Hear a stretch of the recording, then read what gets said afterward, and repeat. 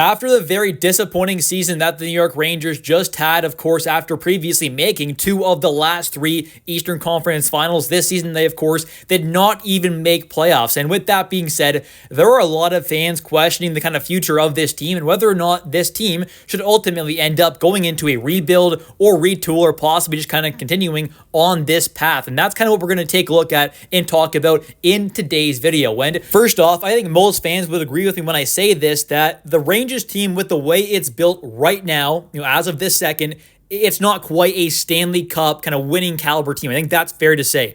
But with the players that this team does have, and there are some solid ones, and obviously there are multiple players that maybe a lot of fans, and myself included, kind of want to see, get traded or dealt from this team, and that's completely fair, and there are a few players like that. But I think in general, there are some very solid pieces on this team, like an Artemi Panarin, like a Foxy, a Trocheck, hopefully Lafreniere can kind of bounce back. You got Will Cooley, JT Miller on the back end. You obviously got guys like Schneider as well, who you hope can eventually take that kind of step forward there. So there are some really solid pieces on this team. And, even in a bottom 6 role there, you got a guy like Sam Carrick, who I think does a pretty phenomenal job. Brodzinski's also a pretty solid depth forward. You got some young guys coming up as well. So there is some good talent on this team. And you also have, when it comes to the playoffs, a truly elite top tier goaltender in Igor Shesterkin. So with all that kind of added up there, and with the way this franchise has been kind of run, and with the moves that Drury made, this past season there before the trade deadline, to me, everything that kind of has been kind of said and coming out here, and we've seen, tells me that this team is not by any means going to be going into a rebuild. And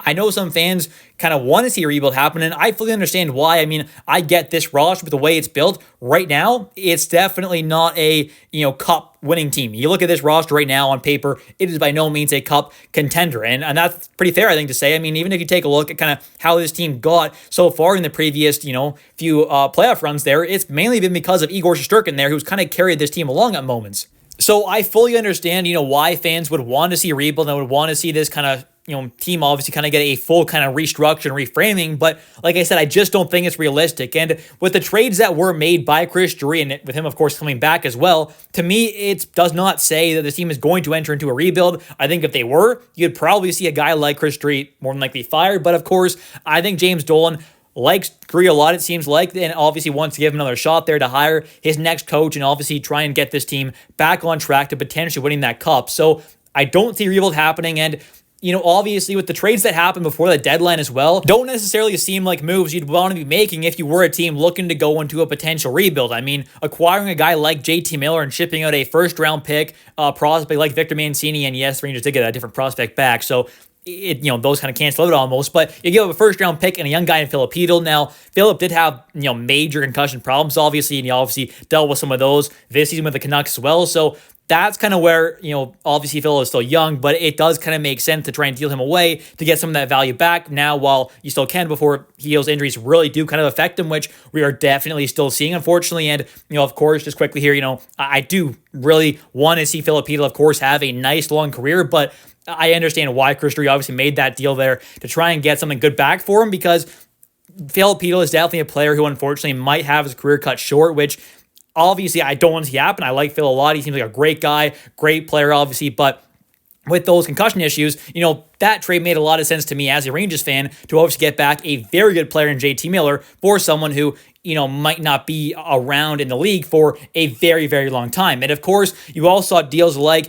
adding in a guy like a Carson Soucy after you, trade away Riley Smith in a kind of a selling move, and then you get a pick back. With that pick, you deal right away pretty much for a guy like Soucy. So obviously, the moves that were made are more on kind of the buying side of things there. And yes, the Lindgren deal was also a selling move, but that's, one little move there to try and get a piece that just wasn't playing great. I mean, Lindgren, let's be honest here, with the Rangers just was not playing great this season. So I think the overall value that the Rangers got back, being a, second round pick there, you also get back a fourth round pick. You get a guy like Yusuf Parshton in there, a decent kind of young forward. You get back Calvin DeHaan, who, that's a different situation. They're not going to dive too much into that. But you get back some solid pieces there for a guy in Ryan Lindgren, who was not playing good. Prospect in Hank Kemp, who's 23 years old, hasn't taken many steps yet, so doesn't seem like a guy who's going to be some potential star one day. You also give up Jimmy Vesey, who, another just kind of depth forward there. We also saw Jacob Trouba, of course, get dealt away earlier on this season there for, I would say a decent defenseman back in Urho Vakanainen, as well as a pick, which I think getting back a fourth round pick and Urho, who is a, fine 7th defenseman or 6th, you could say, I guess.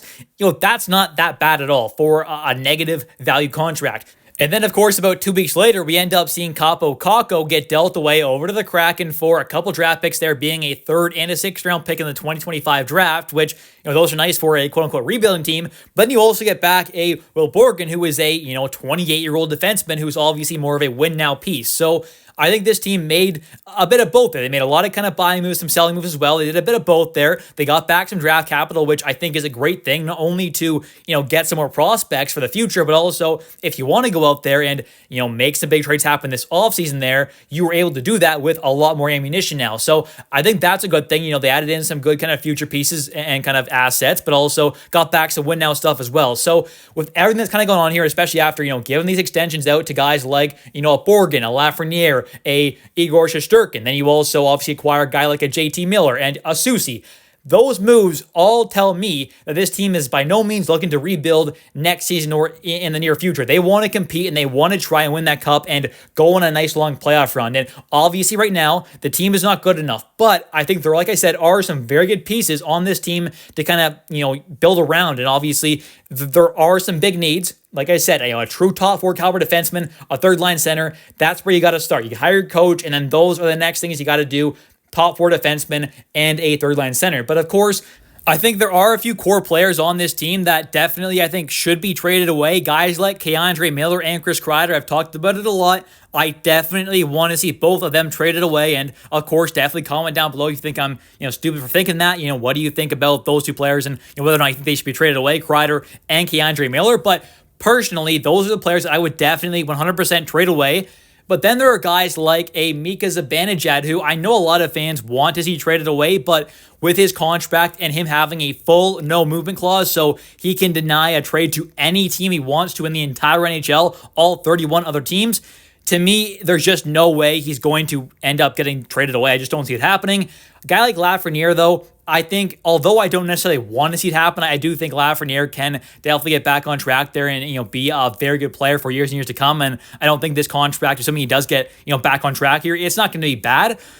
But if there is a really good player that is becoming available and, that team wants to get a pretty good, young player who's a top 6 caliber winger there, who can be a bit of a physical guy there, who's still pretty young, locked up long term, maybe Lafreniere does get traded away. I don't think it's impossible. Now, like I said, I don't want to see it happen necessarily. I have a Lafreniere jersey. I like Lafreniere a lot. I think he's a great player and definitely could be a really good one for years and years to come. But if the right deal did become available for Chris Drury, I definitely think it would make sense to trade away a guy like Lafreniere. If you are getting back, a star/superstar caliber player, a real, upgrade over Lafreniere, it definitely could make a bit of sense for this team. And overall, I just want to make this video to kind of talk about why I just don't think we're going to see a rebuild or retool happen there. I mean, you kind of consider this a retool, I guess. I think it's more like a reshaping. I don't know. You kind of argue they're the same thing, I guess. But either way, I just don't see a full-on rebuild happening. I know there are a lot of good young players that are coming up, and I absolutely am, very hopeful that this team is going to do, or at least try and do, a much better job, and they really have to,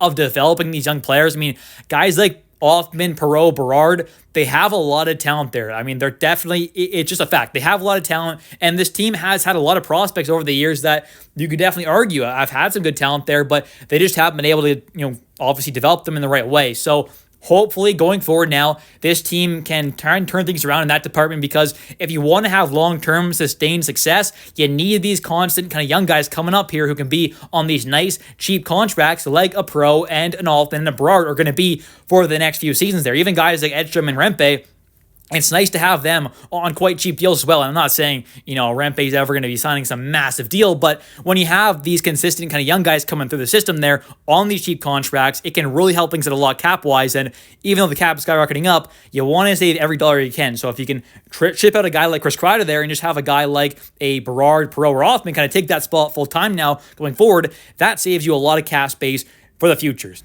Anyways, thank you all so much for watching today's video. If you have enjoyed, definitely don't forget to click that like and subscribe button for daily New York Rangers content. And of course, don't forget to comment down below your thoughts on the New York Rangers. And, what do you think this team's kind of plan is going forward? Do you think they're going to try and, retool, rebuild, or kind of reshape this roster this offseason there, make some more kind of buy now moves like I'm kind of guessing? Let me know your thoughts in the comment section down below. I'll catch you next one, and let's go Rangers.